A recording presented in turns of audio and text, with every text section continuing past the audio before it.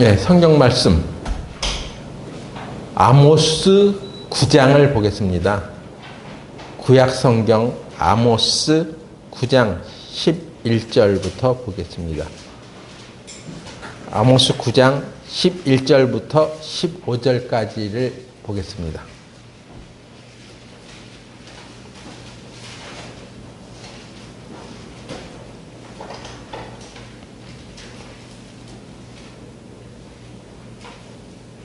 찾으셨으면 제가 읽어보겠습니다.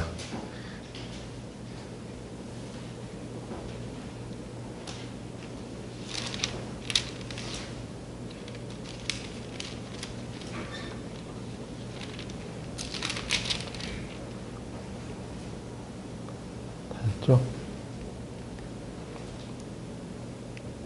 그날에 내가 다윗의 무너진 천막을 일으키고 그 틈을 막으며 그 퇴락한 것을 일으켜서 옛적과 같이 세우고 저희로 에돔의 남은 자와 내 이름으로 일컫는 만국의 기업으로 얻게 하리라. 이는 이를 행하시는 여호와의 말씀이라. 여호와께서 가라사대 보라 날이 이를지라.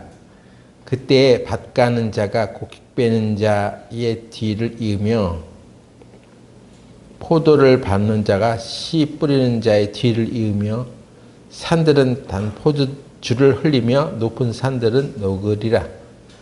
내가 내 백성 이스라엘의 사로잡힌 것을 돌이키리니 저희가 황무한 성읍을 건축하고 거하며 포도원을 심고 그 포도주를 마시며 과은들을 만들고 그 과실을 먹으리라. 내가 저희를 그 본토에 심으리니 저희가 나의 준비 준 땅에서 다시 뽑히지 아니하리라. 이는 네 하나님 여호와의 말씀이니라. 네, 기도드리겠습니다.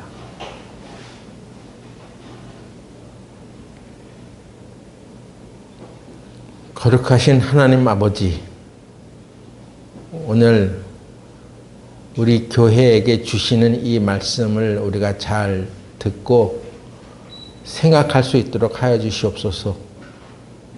그래서 우리의 생각을 새롭게 하여 주시고 하나님 말씀으로 우리가 하나님의 뜻에 맞지 않고 품고 있는 생각들을 다 고쳐갈 수 있도록 하여 주시옵소서. 예수님의 이름으로 기도드렸습니다. 아멘.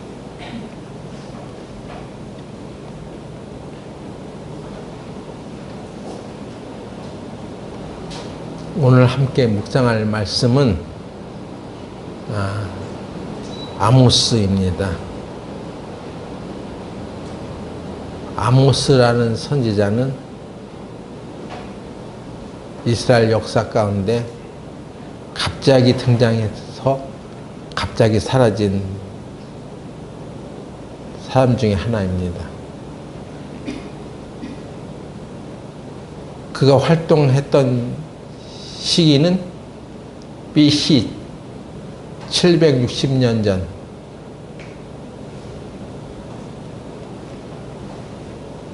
이고 출신은 분열왕국 시대 유다 출신이지만 그가 사역했던 대상지는 남왕국이 아니라 북왕국 이스라엘이었습니다.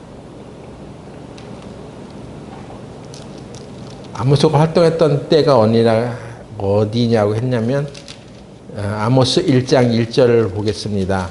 아모스 1장 1절에 보면은 유다 왕 우시야의 시대 곧 이스라엘 왕 요아스의 아들 여로보암의 시대에 지진전 2년에 드고아 목자 중 아모스가 이스라엘에 대하여 묵시받은 말씀이라. 아모스가 계시를 받은 말씀이라고 하죠.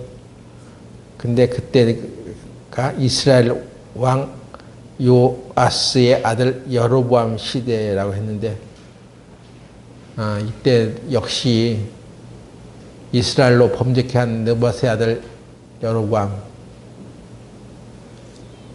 우상 숭배를 이스라엘 사람들에게 그 할 수 있도록 많은 동기를 제공했던 사람이 바로 여로보암이라고 하는 것입니다. 그래서 이 이스라엘에 대하여 하나님께서는 심판을 선언하신 적이 있습니다. 이스라엘은 이제 망한다. 그리고 다른 나라에 포로로 끌려갈 것이다. 이스라엘의 범죄로 인하여 하나님께서 이스라엘에 진노하셨습니다. 또 그렇게 할 것을 미리 예언해 놓으신 것이 있습니다. 그런데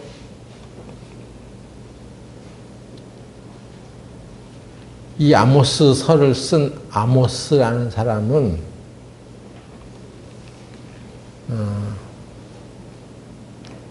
단순히 그냥 선지자가 아니었어요.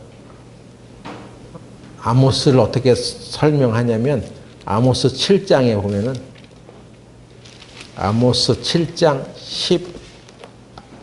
12절에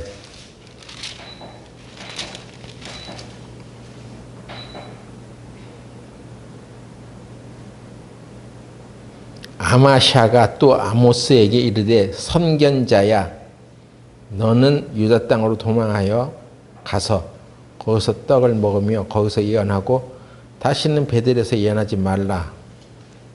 이는 왕의 성소요 왕의 궁이니라. 아마샤라는 사람이 나오는데 야, 너 여기서 예언하지 말고 니네 땅 유다 땅으로 돌아가. 베델에서 예언하지 마라.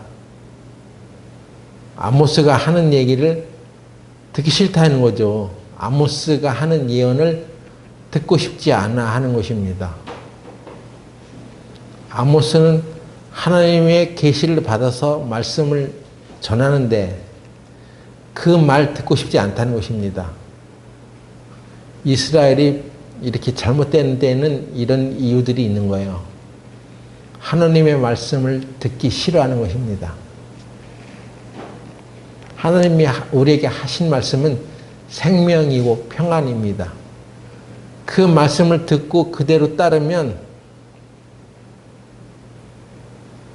생명이 되는데 사람들은 그 말을 듣기 싫어하는 것입니다.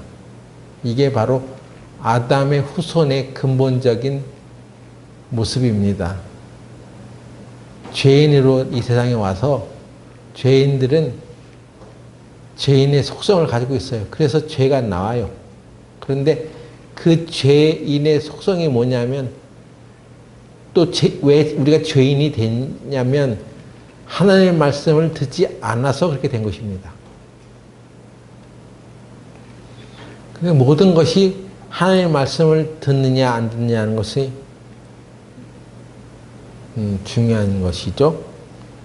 그런데 아모스에게 말하기를 선견자라고 부릅니다. 선견자. 예?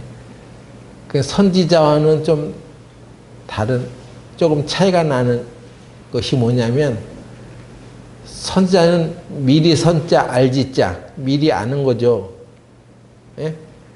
그런 것은 그냥 하나님이 어떻게 말씀하시는 것을 미리 전해 듣고 알 수 있어요. 근데 여기에 선견자라고 얘기하는 건 뭐냐면 미리 봤다는 얘기입니다. 뭔가를 본 거요. 그러니까 하나님이 이 아모스에게 뭔가를 보여준 것입니다. 대단하죠. 앞으로 미래에 있을 일들에 대해서 이미 하나님께서 보여주신 것입니다. 그러니까 선견자가 되면 미리 봤으니까 담대한 증인이 될 수 있죠. 내가 하는 말이 그냥 내 생각으로 얘기하는 게 아니라 나는 이미 봤어, 그것을. 그래서 본 거대로 얘기하는 거예요. 미래에 일어날 일까지도 본 것입니다. 이스라엘이 이렇게 포로로 끌려가서 종살이 하게 될 것도 본 거고, 또 지금 아모스는 이스라엘의 회복을 예언하고 있는데 이스라엘의 회복도 본 것입니다. 대단하죠?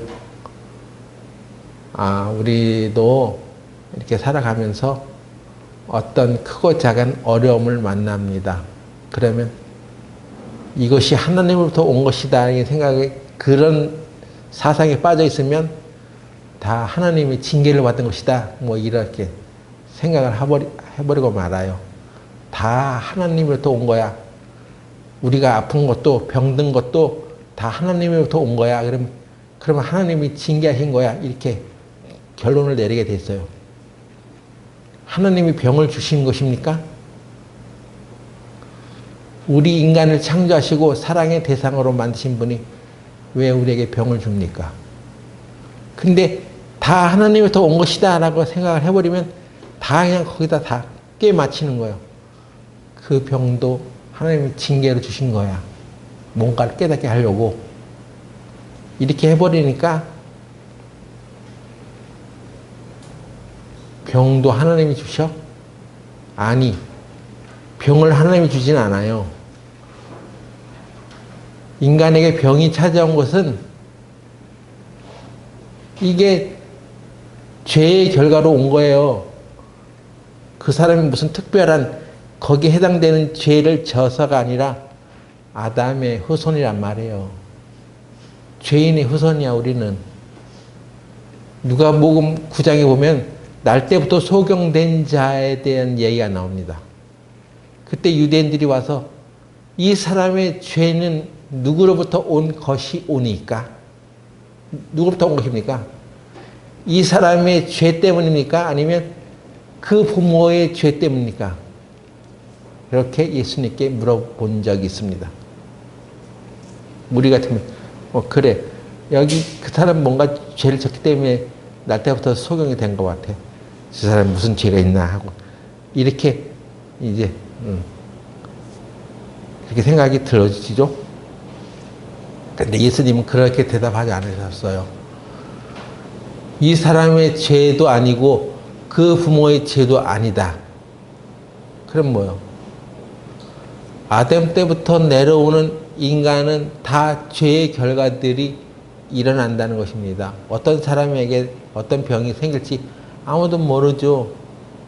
그래서 어떤 사람이 병에 들기도 하고 어떤 사람은 안 들기도 하고 그런데 그럼 병이 안 드는 사람은 그 무슨 죄가 없어서 안 드는 거예요? 아니에요. 그냥 시기가 일어나지 않아서 나타나지 않았을 뿐이지 또 어떤 사람의 건강해서 하던 사람이 갑자기 병이 들 수도 있습니다. 그게 바로 인간이라는 거예요. 인간의 역사는 바로 이렇게 죄의 결과로 인해서 이렇게 고통받는 것이 바로 인간입니다. 그래서 우리는 우리의 구원자 예수님을 만나서 구원받고 천국에서 영원히 행복하게 살아가는 것을 다시 회복해야 하는 거예요. 그러면 예수님께서 뭐라고 얘기하시는 거냐면 이 사람을 통해서 하나님의 영광을 드러내려고 그러는 것이다. 하나님의 영광을 드러낸다는 건 뭡니까? 예수님이 이 사람의 병을 고쳐서 하나님은 우리의 병을 고쳐주시는 분이고 회복시켜 주시는 분이라는 것을 나타낸다는 것입니다. 그러니까 이스라엘의 범죄로 인하여 우상 숭배로 인하여 심판을 받을 것을 미리 아모스도 봤지만 그것만 본 게 아니라는 것입니다. 그 너머에 이스라엘이 다시 회복되어서 자기 땅으로 돌아와서 포도원의 포도를 먹고 마시고 그것이 회복되는 것을 본 것입니다. 우리가 이 교회에 와서 뭘 보고 살아가야 되냐면 하나님께서 다시 우리를 회복시킨다는 것을 그런 비전을 갖고 살아가야 하는 거예요. 말씀을 분명한 약속을 붙들어야 하는 것입니다. 그냥 세상이 똑같이 그냥 세상 사는 것과 같이 그냥 이렇게 살아가는 희망도 없고 소망도 없는 불쌍한 사람이 그냥 여기 일주일에 한 번 교회 와서 예? 위로받고 그냥 마음 편하게 하고 자기의 종교적인 도덕심을 쌓으려고 교회에 오는 것이 아니라 하나님의 말씀, 하나님의 약속의 말씀을 발견하고 그것을 미리 발견한 사람들의 얘기를 통해서 성경을 다시 보고 하나님의 약속을 보고 아, 우리에겐 희망찬 미래가 남아있구나. 내일은 또 내일의 태양이 뜨는구나. 우리가 좌절하고 실망하지 말고 살아가자. 하나님의 회복을 굳건히 믿고 살아가자. 이것을 계속 전달받는 것입니다. 우리가 천국은 우리가 죽고 난 뒤에 가서만 볼 수 있는 그런 것이 아닙니다. 이 천국은 이미 너희 안에 있다고 하신 대로 우리가 약속의 말씀, 하나님이 통치하는 그 약속의 말씀을 믿고 기다리면 이 땅에서도 얼마든지 우리는 천국을 누려가며 살아갈 수 있어요. 하나님의 나라를 경험해 가면서 살아갈 수 있는 것입니다.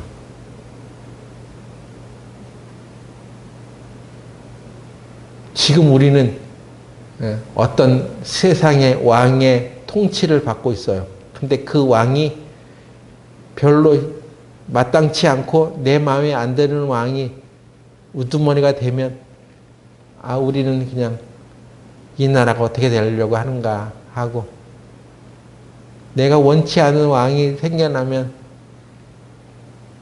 실망하고 좌절할 수가 있죠. 그만큼 우리는 이 세상에서 이 세상의 왕에 목숨을 거는 것이기 때문에 그렇습니다. 이 세상의 왕이 누가 들어서든 상관하지 마세요. 저는 예전에 대학생 때 노태우라는 사람이 대통령에 나왔는데 그 사람이 그냥 대통령이 선출된 거요. 그래서 나는 이 나라가 끝난 줄 알았어요. 아니, 왜 그런 사람을 대통령으로 세웠지? 볼 수 있는 눈도 없나? 생각도 안 하나? 아니, 이렇게 멍청한 사람을 대통령으로 뽑는 것은 또 무슨 생각이야? 그래서 우리나라가 아주 망하는 줄 알았습니다. 그런데 그 노태우 대통령이 된 그때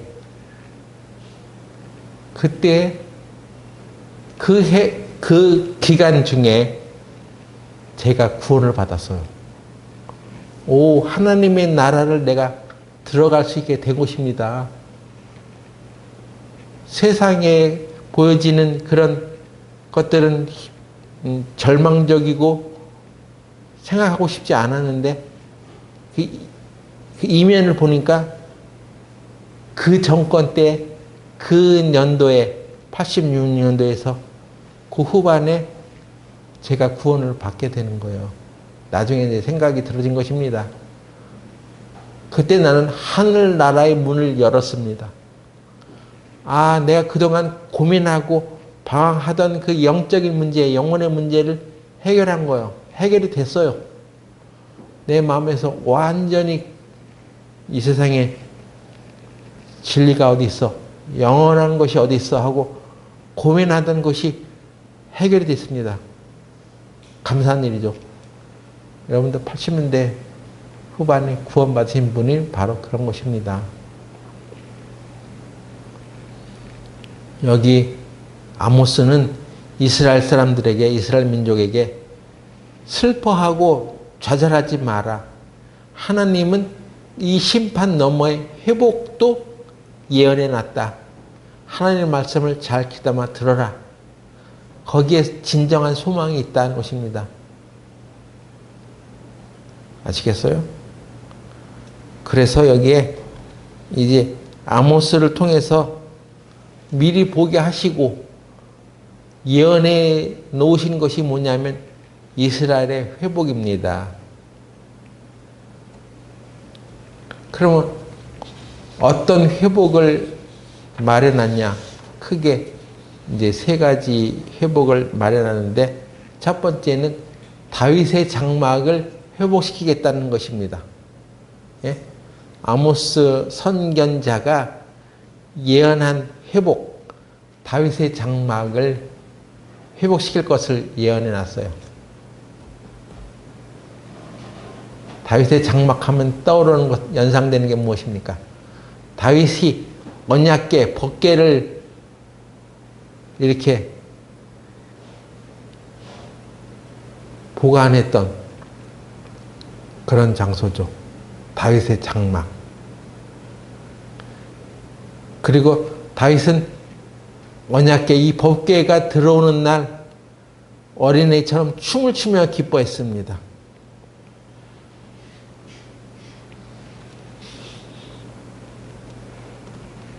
하나님께서 다윗이 내가 성전을 준비하고 싶습니다 하는 그 마음을 가졌을 때, 아, 좋아. 그런데 너를 통해서는 성전을 짓지 않겠어. 네 아들 솔로몬 때에 성전을 짓게 하겠어. 그렇게 약속했거든요. 그래서 솔로몬의 궁은 으리으리하게 이렇게 지어졌습니다. 반면에 다윗의 장막은 다윗의 천막을 말하는 거예요. 하나님의 법궤를 모셨던 천막 같은 거. 그러면 아모스가 예언하기를, 아, 솔로몬 성전을 회복을 해주면 더 좋지, 왜 굳이 그 초라한 다윗의 장막의 회복을 예언했겠냐는 거예요. 좀 번드르한 솔로몬 성전을 회복할 것이다, 뭐 그런 것을 예언하시지, 초라한 다윗의 천막을 회복을 약속하냐? 그 다윗의 장막엔 더 깊은 뜻이 있는 것입니다.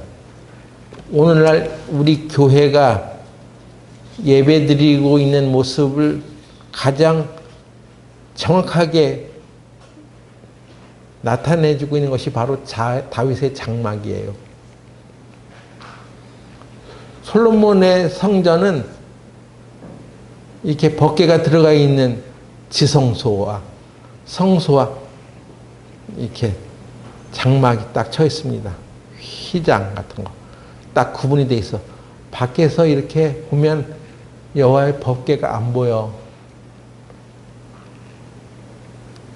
그리고 그 성소, 지성소가 분명히 구분되어 있어서 바깥에서 보기에는 하나님의 법궤를 바라볼 수 없는 것입니다.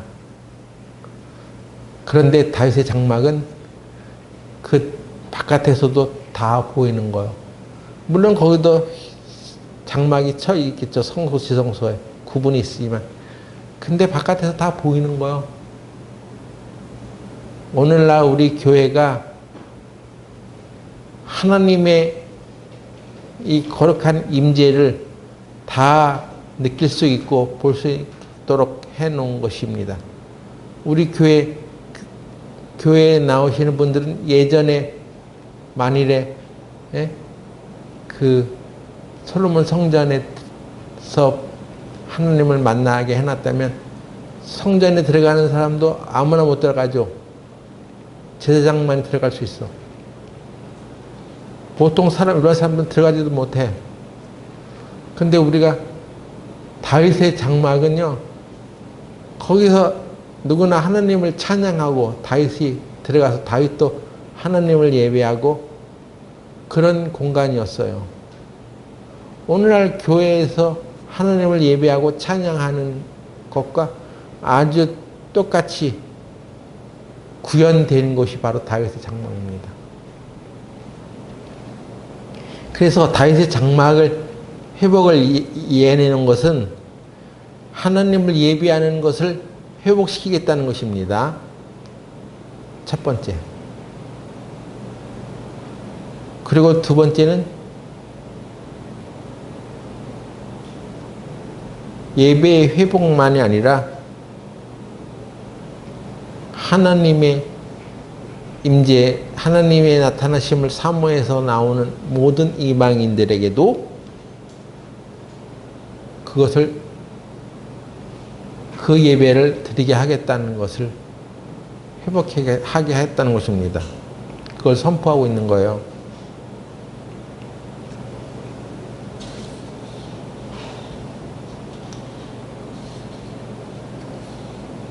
사도행전 15장 한번 볼까요?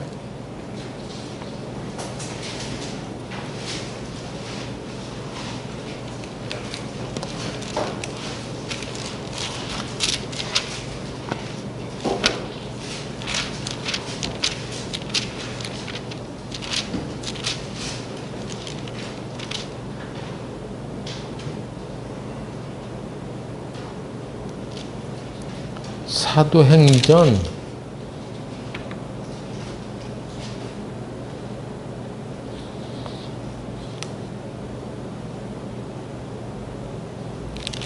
15장에 보면은 이게 예루살렘에서 장로들의 회의 하는 장면인데,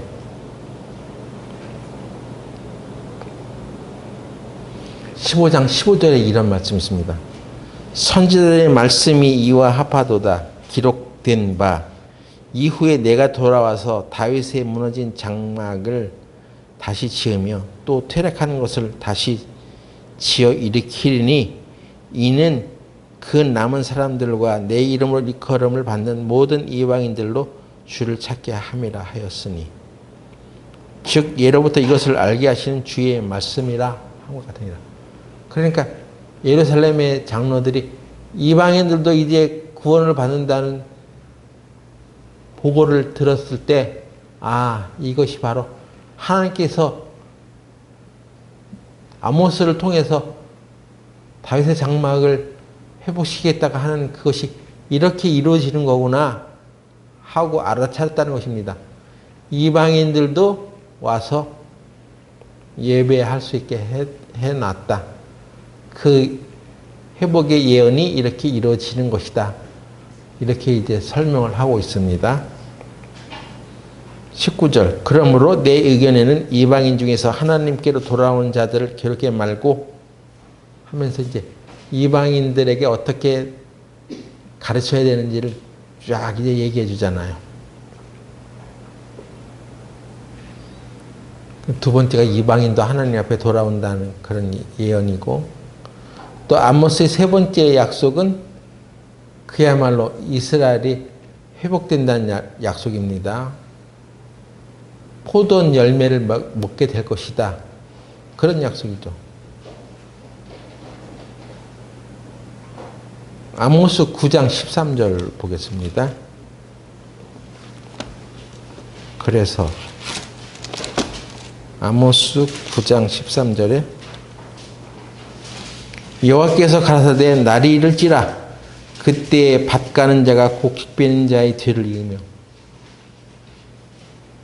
곡식을 베어서 수확을 했는데 바로 뒤에서 밭 가러, 그만큼 이제 농사가 잘 되는 거죠. 이 아모스는 원래 농사꾼이었어요. 직업이 뽕나무 기르는 사람이었습니다. 예? 그런데 그 하나님께서 그를 붙들어서 그에게 말씀을 주어서 하나님의 말씀을 전하겠습니다. 그래서 자기 농사적인 지식을 가지고 볼 때 이런 일이 벌어진다는 것을 이렇게 설명해 놓은 거예요. 곡식 베는 자 뒤를 위해서 바로 밭 가는 일이 벌어져. 포도 밟는 자가 씨 뿌리는 자의 뒤를 이으며 산들은 단 포도주를 흘리며 작은 산들은 녹으리라. 내가 내 백성 이스라엘에 사로잡히는 것을 돌이키리니 저희가 황무한 성읍을 건축하고 거하며 포도원을 심고 그 포도주를 마시며 고안들을 만들고 그 과실을 먹으리라. 이스라엘 사람들이 고향 땅에 돌아와서 과원을 일구고 포도주를 마시고 포도 열매를 먹는 그런 행복이 다가오고 있다고 얘기하는 것입니다. 이런 것은 일상의 행복이죠. 어? 자기가 농사졌던 것에 수확을 먹을 수 있는 그것이 얼마나 행복이겠어. 일상의 행복.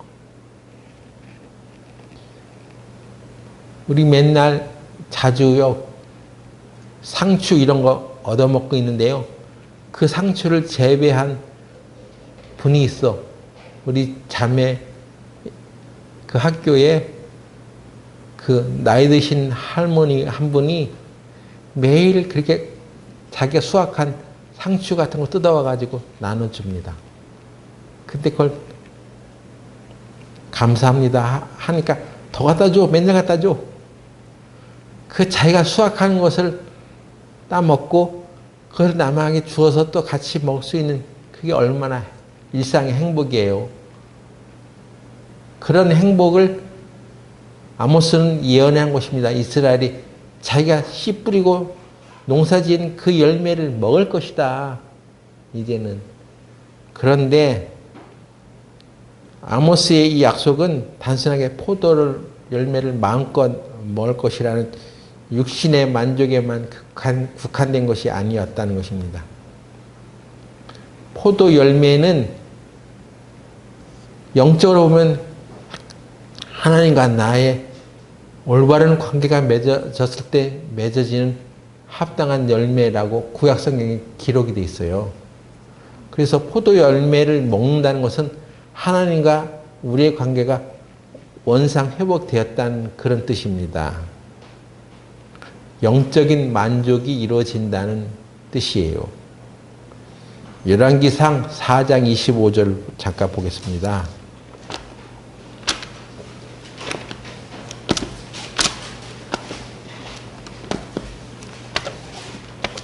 열왕기상 4장 25절에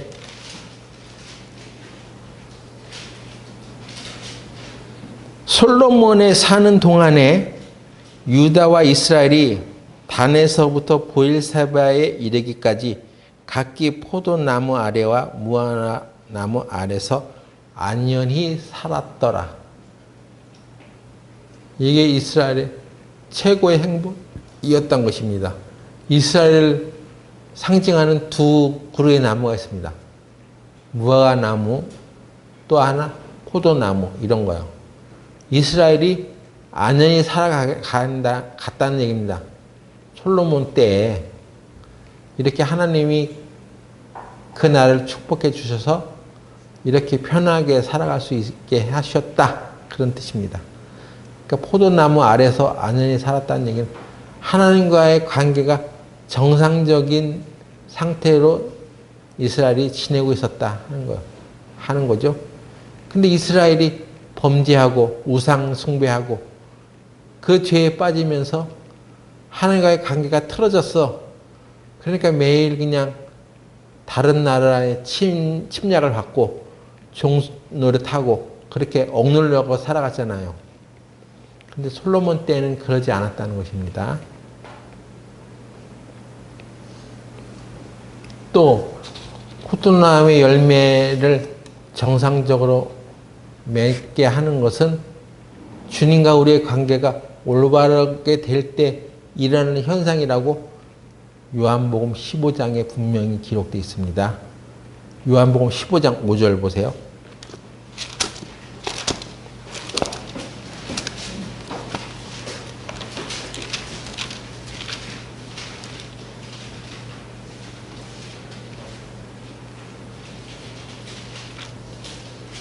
요한복음 15장 5절에 나는 포도나무요 너희는 가지니 저가 내 안에 내가 저 안에 있으면 이 사람은 과실을 많이 맺나니 나를 떠나서는 너희가 아무것도 할 수 없습니다. 예. 주님과의 관계 안에 올바로 거하면 포도나무의 열매가 맺어지는 것처럼 저절로 잘 열매가 맺어진다는 것입니다. 우리가 주님 안에 딱 붙어 있어야 한다는 거죠. 어떤 사람은 이 주님 안에 붙어 있다는 것을 그냥 교회 안에 붙어 있다 이렇게 막연하게 생각하는데 또 그것이 또 잘못됐다고까지 말할 필요는 없어요. 여러분, 주님 안에 붙어 있는 사람은 교회 안에도 잘 붙어 있습니다. 주님 안에 붙어 있는 사람은 교회 안에도 잘 붙어 있는데, 교회 안에만 붙어 있는 사람은 주님과 떨어질 수가 있습니다. 예? 여기 이 세상에 존재하는 많은 지역교회들이 있는데, 지역교회가 하나님 뜻 안에 거하지 않는 교회도 많아요. 그러니까 내가 교회 다닌다고 주님 안에 붙어 있다는 얘기는 아닙니다. 그런 건 아니에요. 주님 안에 붙어 있으면, 그 얘기는 주님의 말씀 안에 붙어 있으면 그 말씀을 온전히 받아들이고 그 말씀에 합당하게 붙어 있으면 교회 안에도 붙어 있죠. 당연히 주님을 사랑하는 사람은 교회도 사랑하죠. 교회를 다니면서도 주님 안에 붙어 있지 않은 사람, 말씀 안에 붙어 있지 않기 때문에 교회를 나가는 거예요. 여기 우리 교회도 교회 생활 잘 하다가 안 보이는 사람도 있습니다. 그 왜 안 보였어?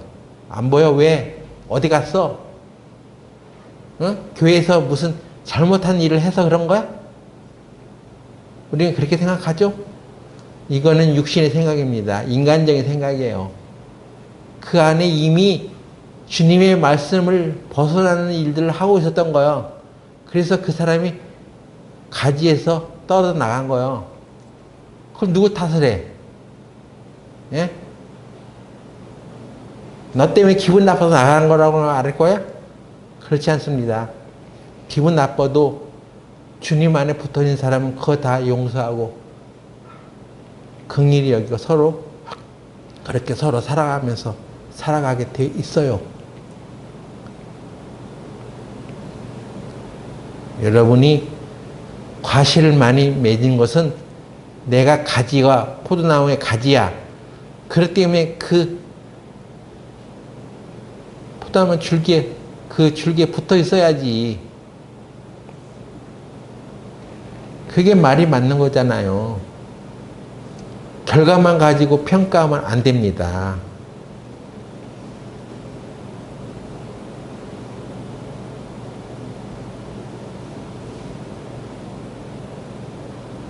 그래서 여러분들이 포도나무의 열매가 잘 맺어지려면 여러분들은 하나님 말씀에 다 잘 붙어 있어야 합니다. 하나님 말씀이 통과되는 사람이 되어야 되는 거야. 일단 하나님 말씀은 그냥 바깥으로 다 튕겨버리고 나 그냥 종교생활 하는 거예요. 내 교회 나와주시는 거고 내가 교회 발걸음 해주시는 거예요. 그래서 이 교회 안에서 대접을 해주면 잘 나가고 대접 안 해주면 안 나가는 거야?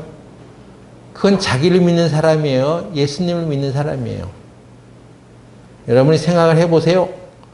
내가 하나님 아들 예수님을 믿는 사람인지 내 자신을 믿는 사람인지. 우리는 살아도 주를 위해서 살고 죽어도 주를 위해서 죽는 것입니다. 내가 사나 죽으나 오로지 주의 것이에요. 여러분이 이 세상에서 나라는 존재를 죽여가지 않으면 그것을 예수님이 내 안에 절대로 살아나지 않습니다.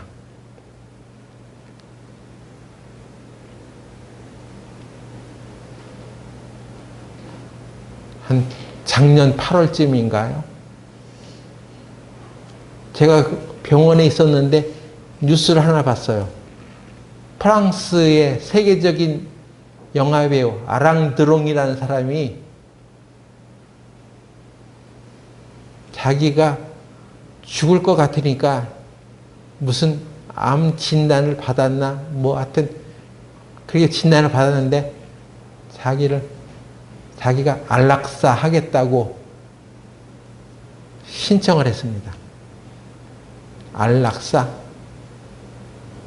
그거는 뭡니까? 자기가 지금까지 살아왔던 그 영화로웠던 그 세상의 생활을 이 병으로 비참하게 죽어가는 자기 모습을 보여주고 싶지 않은 거예요. 그래서 이런 캡슐이라는 게 있어. 스위스 가문이 있는데 거기에서 들어가서 당신은 이제 죽음을 맞이하겠습니까? 그래. 버튼을 딱 누르면 그냥 몇 초 만에 죽는 거예요. 자기가 결정하는 거예요. 죽음의 버튼을 자기가 누르는 거예요. 그래서 명예롭게 죽겠다는 것입니다. 무슨 명예? 자기의 명예를 죽음 이후에도 사람들에게 비참하게 보여주고 싶지 않다는 것입니다. 자기의 명예를 위해서 사는 거예요. 자기 명예를 위해서 죽고. 우리가 주를 위해서 죽고 주를 위해서 사는 것이지 내 명예가 무슨 필요가 있어요. 자신의 명예를 내세우는 사람은요, 예수님을 위해서 살 수 없습니다. 오늘날 우리가 내가 사는 것도 주님을 위해서고 내가 죽는 것도 주님을 위해서 죽는다. 이런 생각을, 이런 가치관이 탁 머리에 박힌 사람은요, 그렇게 살아요. 내가 종교 생활을 열심히 잘해서 기독교인이 되는 게 아니라 나는 기독교인이기 때문에 하나님의 아들을 믿는 사람이기 때문에 그게 바깥으로 이렇게 표출되게 돼 있어요.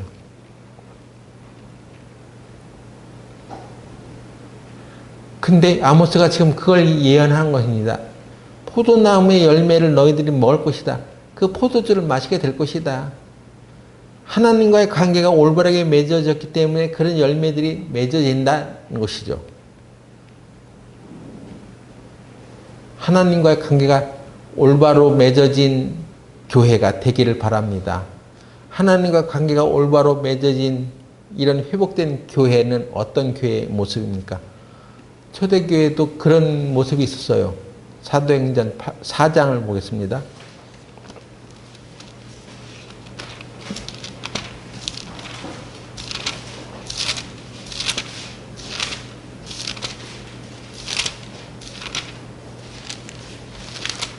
사도행전 4장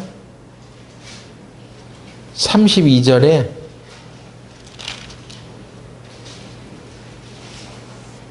저는 구원받고 나서 이런 교회도 우리 교회가 됐으면 좋겠다. 항상 소원하며 살아갑니다. 읽어보겠습니다. 믿는 무리가 한 마음과 한 뜻이 되어 모든 물건을 서로 통용하고 제 재물을 조금이라도 제 것이라 하는 이가 하나도 없더라. 사도들이 큰 권능으로 주 예수의 부활을 증거하니 무리가 큰 은혜를 얻어 그 중에 핍절한 사람이 없으니 이는 밭과 집이 있는 자는 팔아 그 판 것의 값을 가져다가 사도들의 발 앞에 두매 저희가 각 사람의 필요를 따라 나눠 주미로라. 이런 교회, 하나님과 내가 올바로 관계가 되어 있는 교회, 나의 주인이 돈이 아니라 예수님이 된 교회. 그래서 자기 것을 조금이라도 자기 것이라고 하지 않고 그것을 다 팔아서 사도들의 발 앞에 두고 서로 사랑하고 격려하는 교회. 이게 회복된 교회예요. 이스라엘의 회복이 바로 이런 것입니다. 그래서 그 이스라엘 공동체가 이제 우상을 섬기지 아니하고 오직 하나님만을 자기 주인으로 섬기는 그런 나라가 되는 것이 이스라엘의 회복이죠. 여러분의 마음의 우상이 무엇입니까? 여러분의 마음의 주인이 누구예요? 예? 그거 놓지 않으려고 붙들고 있는 것이 무엇입니까? 그것이 있는 한 그것이 우리의 우상입니다. 이거 없으면 못 살아 하면서 그것을 끈질기게 붙들려고 하니까 우리 교회가 회복되지 않은 거예요, 아직은. 우리가 그 마음의 우상을 다 던져버리고 오직 예수님만 주인으로 딱 섬기고 있다면 우리는 회복된 교회가 되는 것입니다. 그리고 회복된 교회는 예수님의 마음을 가진 교회가 되는 거예요. 빌립보서 2장 5절에도 너희 안에 이 마음을 품으라. 그는 그리스도 예수의 마음이, 이것은 그리스도 예수의 마음이니 예수의 마음을 품으라고 했습니다. 예수님의 마음 어떤 마음일까요? 그것은 사랑의 마음, 긍휼의 마음입니다. 긍휼이라는 것에 대해서 지난 새벽 기도회 때도 잠시 말씀드렸습니다만 우리 안에 하나님의 긍휼이 이루어졌어요. 긍휼은 일반적인 은혜를 입었다는 얘기가 아니라 어떤 특별한 구체적인 죄에 대해서 용서를 받았다는 얘기입니다. 여러분, 나는 구원을 받았는데 그렇게 특별하게 죄를 지은 것은 없어. 그래서 하나님의 은혜로 받았다 하는 얘기에 무덤덤 하는 사람이 있습니다. 근데 어떤 특별한 죄가 있어서 구원을 받은 사람들은요, 그 긍휼을 받은 것이 너무나 감사하기 때문에 그 긍휼을 입은 것을 가지고 다른 사람도 긍휼히 여길 수가 있는 거예요. 아시겠어요? 나도 그런 큰 죄를 졌지. 나도 참 부끄러운 죄를 진 적이 있지. 근데 예수님께서 내 죄도 다 용서해 주셨지. 그걸 정확히 깨달은 사람은요, 다른 사람들에게도 그런 긍휼을 베풀 수가 있는 것입니다. 마태복음 18장에도 보면 너희가 형제의 죄를 마음으로 중심으로 용서하지 않으면 너희도 용서를 받지 못한다는 말씀이 있어요. 예? 그 말은 무슨 뜻이에요? 그럼 네가 용서하지 않으면, 다른 사람을 용서하지 않으면, 긍휼히 여기지 않으면 너도 긍휼을 못 받아. 뭔가 말이 되는 것 같은 소리죠? 어? 그게 구원의 조건입니까? 네가 다른 사람을 용서하지 않으면 너도 하나님으로부터 용서를 못 받아.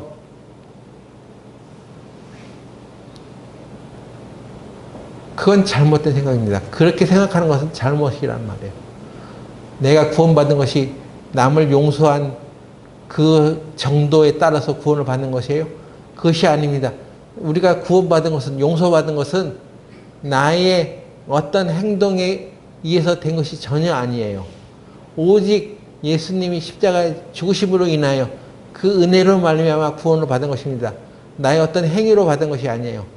그런데 우리가 그것을 발견하고 구원을 받았다고 하면서도 신앙생활을 그렇게 한단 말이에요. 꼭 이 사람이 잘못된 것을, 죄를 졌기 때문에 이 사람이 뭐 병이 된 것이야, 이렇게 하는 거예요. 그러면 잘못 안 했으면 병이 안 들어? 잘못 안 했는데도 병이 들기도 하잖아요. 왜 우리는 이렇게 인과응보적인 자기의 종교적인 행위를 바탕으로 생각하려고 하는 잘못된 습관이 있습니다. 이게 바로 아담의 후손이라는 증거예요. 내가 하나님 앞에 뭔가 번지르하게 제사를 드려야지 하나님 받으실 것이다. 가인의 길이죠. 아벨은 그냥 양 한 마리 딱 죽였어. 그 피를 바쳤어. 하나님께서 그 믿음을 보시고 아벨을 의롭다고 하셨잖아요. 그럼 아벨이 무슨 착한 일을 했냐고 하는 것입니다. 무슨 하나님께 드릴 만한 일을 했어요? 아니에요. 자기 정성과 노력을 드리지 않았어요. 그냥 양 한 마리 죽여서 피를 드린 거예요.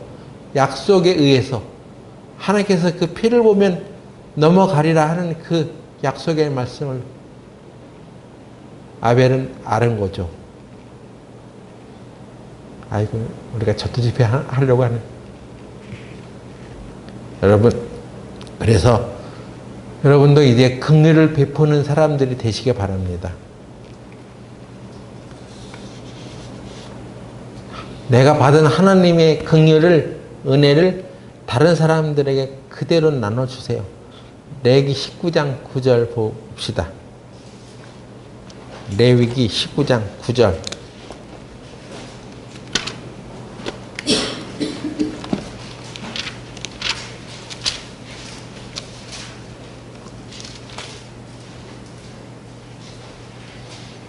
너희 땅에 곡물을 벨 때에 너는 밭 모퉁이까지 다 거두지 말고 땅에 너의 떨어진 이삭도 줍지 말며, 예, 여기 내가 농사할 때 밭에 추수를 했는데 그 땅에 귀퉁어리에 있는 그 곡식을 다 베지 말라는 것입니다. 왜? 아니, 이게 알뜰하게 추수를 해야지. 이거 그래서 쌀 한 대 빵 나오는데 이걸 끝까지 그걸 거두지 말라는 것입니다. 나비도. 왜? 그거 나그네들이나 배고픈 사람들이 와서 그거 베어먹게 나비도 그것입니다. 왜요?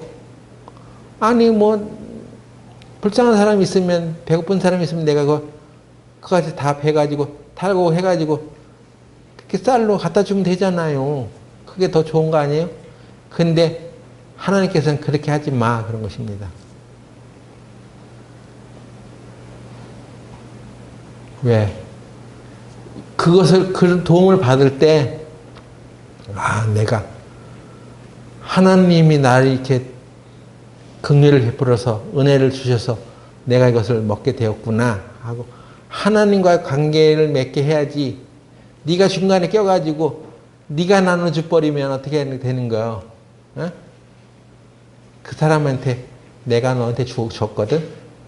내가 교회 헌금 열심히 많이 했거든. 근데 나를 이렇게 대접해? 주종의 관계가 맺어지면 안 된단 말이에요. 내가 주는 사람의 입장만 생각하고 나만 생각하지 말고 받는 사람의 입장도 생각하라는 것입니다. 받는 사람이 너의 주인이 되지 않도록 해. 조심해. 하나님만이 영광을 얻게 해. 땅의 주인은 하나님이야. 네가 이 땅에서 추수해서 이렇게 하는 것도 다 그 땅의 주인은 하나님이야. 그러니까 거기서 나오는 곡식을 얻어먹는 것도 하나님이 베푸시는 것으로 영광을 나누게 해야지. 왜 네가 중간에 껴서 내가 주는 거야 이거. 그러니까 너 나한테 잘해. 에? 내가 주는 것을 허투루 쓰지 마. 이렇게 해서 네가 주인이 되려고 해. 주종의 관계를 맺지 말라는 것입니다. 하나님의 은혜의 힘 안에 들어오게 하라는 것입니다. 그래서 여러분도 조심하셔야 돼요. 내가 불쌍한 사람에게 줄 때 내가 말이야 너한테 이거 주는 거야. 그러니까 넌 잘해. 이렇게 하지 말라는 거야. 오른손이 하는 일을 왼손이 모르게 하라는 말이 있잖아요. 들어보셨죠? 오른손이 하는 일을 왼손이 모르게 하라는 이유가 무엇인가? 내가 남한테 선한 행위를 하고 도움을 줄 때 남이 모르게 하라? 그거는 잘못된 해석입니다. 여러분이 오른손 하는 일을 왼손이 모르게 할 수 있어요? 저는 왼손이 마비가 좀 있어요. 그래서 아침마다 또는 화장실 가서 이 손을 씻을 때 왼손을 딱 펼쳐서 수도꼭지에서 물 나오면 이렇게 받아서 하는데 근데 충분히 이렇게 수도꼭지까지 가지 않을 수가 있어요. 손이. 그러면 왼손을 이렇게 내밀는데 이게 힘이 부족하니까 여기를 딱 잡고 좀 더 앞으로 가서 이렇게 해서 수돗물을 받아. 왼손이 하는 일을 오른손이 모를 수가 없어. 알지? 내가 이거 이렇게 들어서 이렇게 했는데 어떻게 모르겠어요? 오른손이 하는 일을 왼손이 모르게 할 수 없습니다. 그 말은 오른손도 나고 왼손도 나야. 내가 모르게 하라는 것입니다. 나도 모르게 하라는 거야. 내가 하는 거야 이렇게 하지 말고 그리스도의 마음으로 하나님이 하시는 힘으로 하라고 하는 것입니다. 하나님이 하시는 것은 우리가 어떻게 할 수 없죠. 하나님의 은혜에 감사할 따름입니다. 내가 이렇게 남에게 줄 수 있었던 것도 다 하나님의 은혜입니다. 이렇게 감사하는 마음으로 하는 거예요. 내가 하면은 내가 이렇게 줬잖아. 그렇죠? 그러니까 그 사람한테 나를 높이는 마음이 생기는 거예요. 그래서 교회 안에서도요, 헌금 많이 한 사람이 교회에 뛰쳐나가요. 왜? 내가 교회 헌금 많이 했는데 말이야, 나를 이렇게 대접해? 자존심 상한다는 얘기예요. 그것은 오른손에 하늘을 왼손이 모르게 하라는 말씀대로 하지 않았다는 것입니다. 긍휼히 여기지 않았다는 것입니다. 나는 우리 교회가 다시 이렇게 회복되길 바라요. 하나님의 말씀대로 하는 교회. 여러분이 하나님의 말씀대로 살지 않기 때문에 문제가 벌어지는 거예요. 그것은 하나님이 하신 게 아니에요. 마귀가 그렇게 한 것이지. 사단이 준 것이지. 그것을 예수님께서는 우리가 마귀의 종노릇하는 것을 건져내시고 구원해 주시기 위해서 오신 거예요. 그래서 자기 몸을 십자가에 박히게 해서 그 대가를 지불하시는 거예요. 하나님은 그러신 분이에요. 여러분이 하나님의 은혜와 긍휼을 잘 배우고 또 우리도 우리에게 약속하신 하나님의 회복의 말씀, 여러분들이 이 세상에 아무리 힘들고 어렵게 살아가도 하나님은 반드시 여러분을 회복시킬 것이라는 것을 굳게 믿으시면서 살아가시기 바랍니다. 기도하고 마치겠습니다.